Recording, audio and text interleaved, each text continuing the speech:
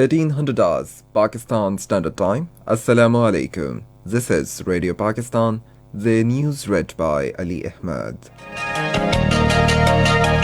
First, the headlines. Prime Minister says after completion of Mohammed Dam, it will generate 800 megawatts of electricity and irrigate over 16,000 acres of land. Foreign Minister says Pakistan Democratic Movement needs to review its policy of holding public gatherings in view of the alarmingly growing number of coronavirus cases.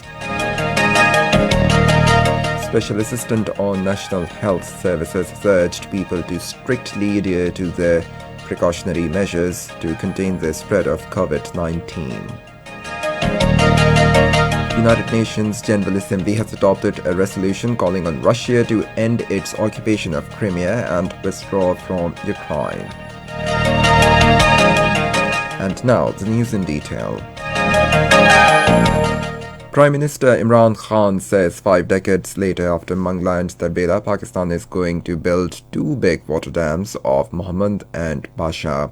Sharing a video of under-construction Mohammed Dam on Twitter today, he said the dam will generate 800 megawatts of hydroelectricity, irrigate over 16,000 acres of land, and contribute heavily to the socio-economic uplift of the region.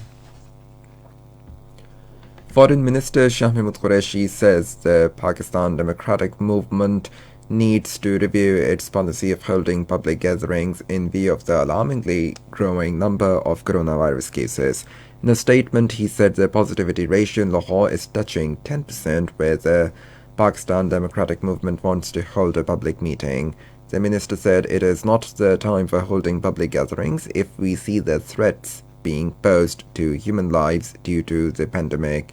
He said internal instability is not good for the country as there is grave situation in Indian illegally occupied Jammu and Kashmir and the Afghan peace process is entering into its final stage. The minister said the economy of the country is also reviving due to the efforts of the government. Special Assistant on National Health Services Dr. Faisal Sultan has again urged people to strictly adhere to the precautionary measures to contain the spread of COVID-19. Talking to media in Islamabad today, he said the second wave of COVID-19 is getting intensified as 89 people have died of coronavirus during the last 24 hours. The Special Assistant said by following the SOPs including wearing of the face mask and social distancing, we will be able to overcome the second wave as well like the first wave.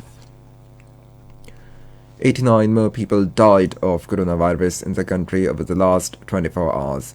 According to the latest statistics, 2,885 people were tested positive during the last 24 hours after conducting the tests of 33,610 people. The figure of patients recovered from the virus has reached 370,474. There are now 44,218 active cases in the country.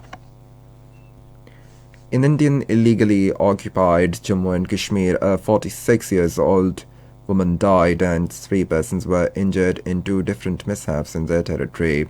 According to the Kashmir Media Service, the incident occurred when their vehicle rolled down into a deep gorge at Katarmal in Manjakote area of Rajouri district. In another incident, a motorcyclist sustained injuries after he met with an accident in Bomai area of Sapor. In India, the farmers protesting against the new farm laws are observing a nationwide shutdown today. Leaders of 11 opposition parties, including Congress, have assured full support to the farmers in their protest against unjust new agriculture laws introduced by the Modi government. Thousands of farmers are continuing their sit-in and demonstrations for the last 13 days in New Delhi against the new legislation.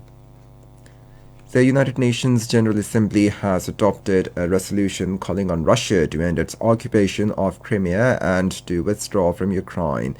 In a statement, the United Nations said that it urges the Russian Federation as the occupying power to immediately, completely and unconditionally withdraw its military forces from Crimea and end its temporary occupation of the territory of Ukraine without delay.